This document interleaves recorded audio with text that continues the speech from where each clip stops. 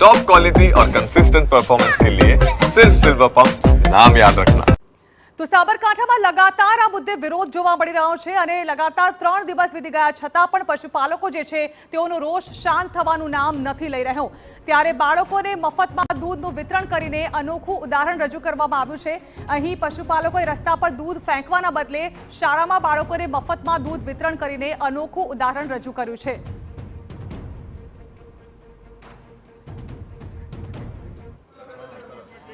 તો વિરોધ વ્યક્ત કરવાનો અનોખો અંદાજ આપ જોઈ રહ્યા છો, જ્યાં એક તરફ દૂધ ઢોળીને રસ્તા પર વિરોધ વ્યક્ત કરવામાં આવી રહ્યો છે, ત્યાં બીજી તરફ સાબરકાંઠામાં એક શાળામાં બાળકોને દૂધનું મફતમાં વિતરણ કરવામાં આવ્યું અને આ રીતે દૂધ બાળકોને પીવડાવી દેવામાં આવ્યું।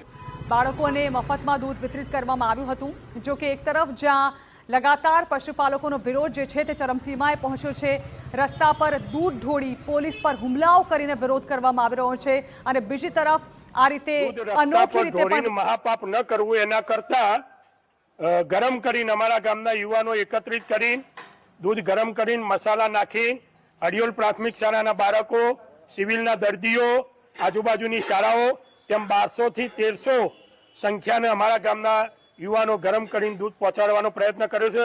અમને કહેવામાં આવ્યું કાલે કે બાળકોને ગરમ દૂધ નાસ્તા ડ્રાયફ્રૂટ વાળું ગરમ દૂધ આપશું।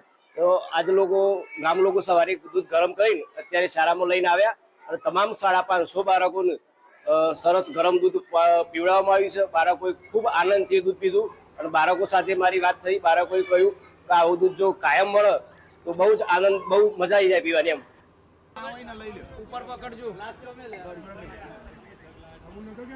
તો અનોખા વિરોધના દ્રશ્યો સામે આવ્યા છે, જ્યાં બાળકોને દૂધ વિતરણ કરવામાં આવી રહ્યું છે।